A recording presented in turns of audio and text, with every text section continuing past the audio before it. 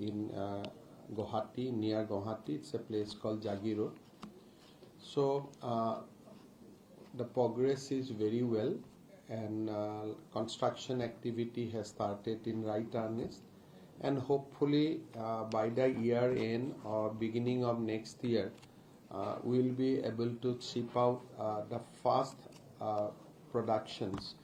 And going by the timeline, we are all believe that that is possible and that is feasible. Followed by that, we have gained a lot of traction globally. A lot of delegations from international global companies has visited Assam, and in fact a big delegation led by Speaker of Japan's National Assembly has also visited Assam, along with a 52 strong business delegations. During this period, Government of India has also announced a new policy on component manufacturing. Assam, we have once Government of India has announced that component manufacturing policy, Assam has also immediately published our state policy on component manufacturing. The policy we have kept very simple. Whatever Government of India will provide, we will actually top up with 60% of the incentive. If Government of India will provide 100 rupees, Assam will provide additionally 60 rupees. Apart from free land and also other policies like GST exemptions, then reimbursement, then social infrastructure, helping in developing power ecosystem, green power. So in various incentive has been topped up over and above the Government of India's policy. So today we have organized the Assam Electronics Roundtable 2025 in New Delhi. It was the MeitY helped us in organizing that roundtable. Invest India helped us facilitated in hosting that roundtable, and lot of industry and associations has come up. They have few questions. We have answered those questions, and I think we have been able to communicate very strongly Assam desire to host electronic component manufacturing industry. So that was all. So I thought that this policy we will share with you also. As you know that Assam is also, apart from our thematic policy on electronics component making, we have also in basically another top-up scheme from Government of India, that's called Unnati. For Northeast India, Government of India has also another specific industrial policy.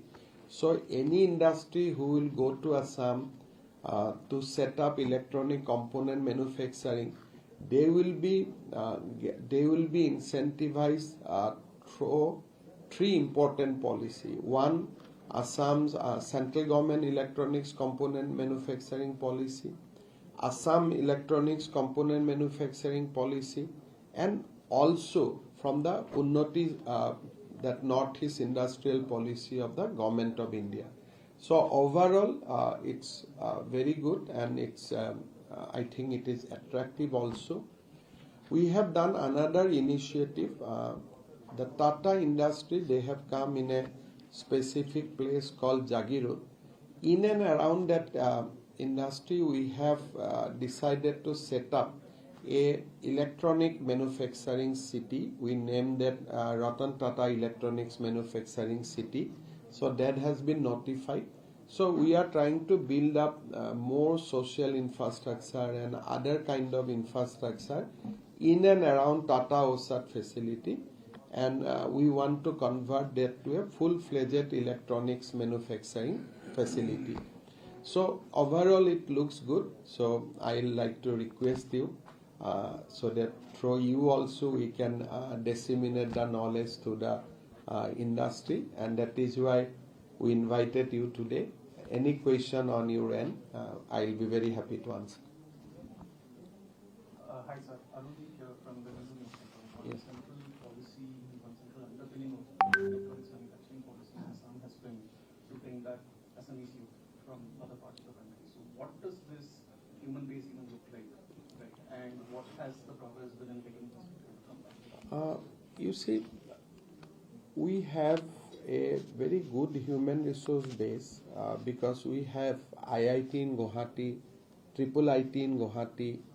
We have a good network of engineering colleges, and also recently Government of India Ministry of Electronics has also announced NAILET, which has been declared a DEEM university.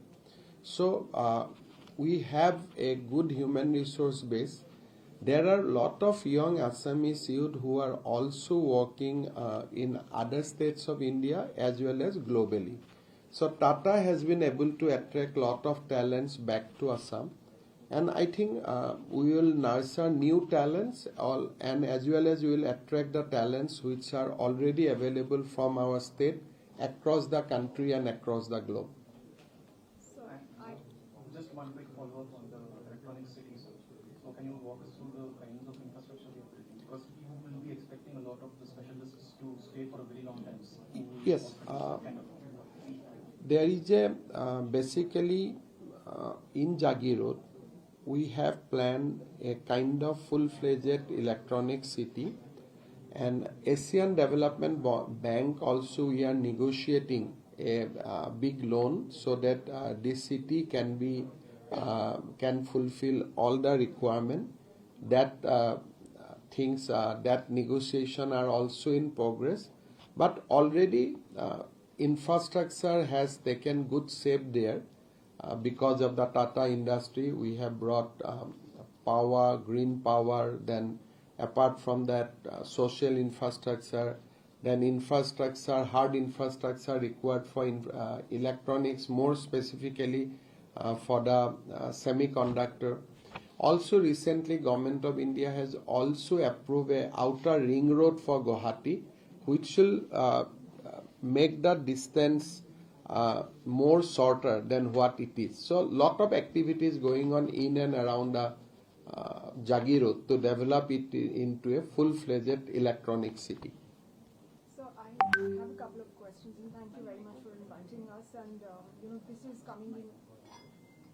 this is coming in at a very interesting time, given that the Prime Minister just last week spoke about developing Northeast and how Northeast is going to be a gateway to ASEAN countries to boost trade. You spoke about skilling. Could you give us specific details into how you're looking at skilling the workforce into in the semiconductor ecosystem? When you spoke about the outreach, you said that a delegation from Japan has visited. Any concrete outcomes that you're looking at, and particularly from which countries? First of all, Tata's industry will be followed by few Japanese industry, because that will cater the need of the Tata plant. They need certain kind of basic servicing industry for the big industry. So far as we are in touch with the Japanese delegation, they have come, they have seen, and I am sure that once Tata start producing, there will be more and more requirement, more or more inquiry, which we can be able to translate. Meanwhile, other industry has also come. They have whatever they have committed in our investment summit. Most of commitment are being materialized. They are being translated. So far as skill is concerned, we have developed our own ecosystem from last few years. As I told you, IIT Guwahati is a big source of skill manpower, skill human resources. We have good network of engineering colleges. We are also developing a new university called Assam Skill University. Asian Development Bank has extended a loan of rupees 1,000 crore for that university. I think within next 3 months that university will be in a position to class starts, and that university we are targeting specifically for the requirement of Tata Semiconductor as well as the electronics part. Also, with the help of Singapore government, we have set up a Northeast Skilling Institute in Guwahati. In fact, that institute was inaugurated by present Singapore President Dr. Thurman while he visited Guwahati. So a good infrastructure is already in place, and I think once industry comes, then customized requirement can be addressed. Hi sir, so I'm Milind from the Indian Express. Congrats again on the policy. I think it seems very promising what you're giving on top of the center thing. So one question, when you're talking to these people who are coming from abroad or the people who are looking to set up industry in Assam, what is your pitch to them at this point in time? Why should they be looking at Assam versus states like Karnataka or Tamil Nadu where there already is something? Yes. And second, if you could also speak to, from your conversation with the center, vis-a-vis Assam's strategic, maybe is there a strategic advantage to having industries in Assam, given its location, geography, etc.? Is that also something that makes Assam attractive? You see, first of all, if you compare, today I can give you one example. Tata has announced two industries together. One is in Gujarat, Fab, and one is in Osat in Guwahati. So today, if you visit both the plant, you will see that progress in Assam is much more than what there is in Gujarat. Primarily, we do not have a problem of plenty. And when you don't have a problem of plenty, you can talk, you can customize, you can address the requirement. So I think this is the best time to come to set up industry in Assam. After 5 years, we will also have a problem of plenty. So today we have just developed. So government is very, very active, and we can offer whatever they want, and we can actually facilitate the entire journey with lot of hand holding. So, and that is happening. We have certain geographical advantage and we have geographical disadvantage also.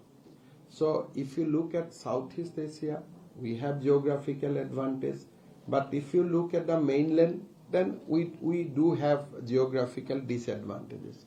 So I think some of the geographic disadvantage has been neutralized by the Government of India's policy. As I told you, scheme like Unnati, they try to negotiate that geographical disadvantages, and that's our continuous effort. While in logistic and other area, wherever geographical disadvantages are there, we negotiate that and we try to neutralize that. And so far as geographical advantage, you know that this is a complete virgin place. It is whoever will come, they will be treated as fast comer.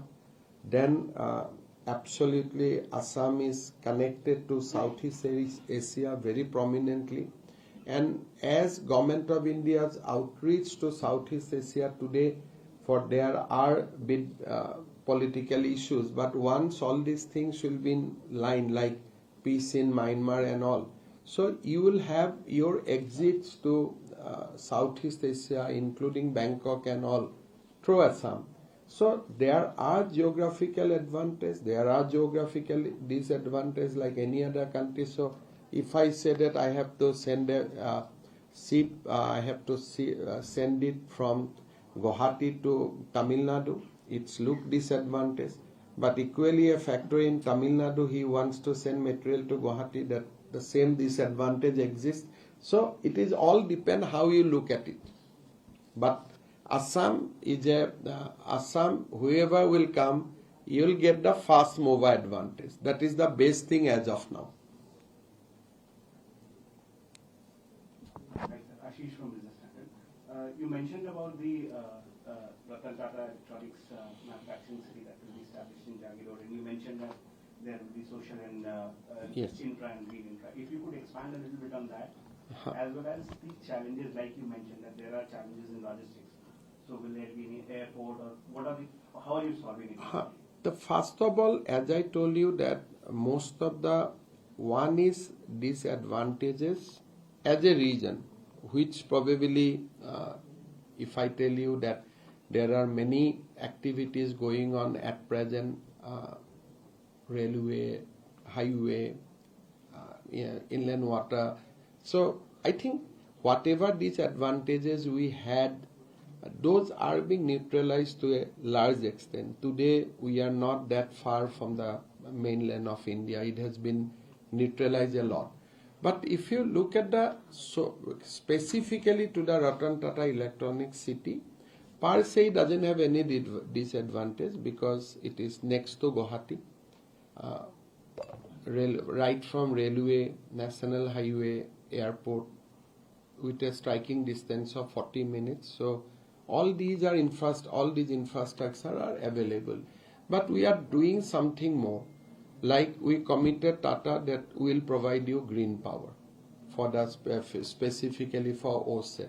So that's the infrastructure we need to create, because we need to see that in the factory only green power goes. Then you can, after that factory, we realize that distance can be further shortened if we can develop a ring road around that. So Government of India has approved a new ring road for Guwahati with a cost of 8,000 crores. So whatever disadvantage specific to that Ratan Tata Electronic City, I think it is much better. We have sanctioned a medical college along with us Electronic City. We have given NAILET campus nearby that city. I think it is all advantages. If you go to that city, that there are all, I mean, it will be one of the best infrastructure.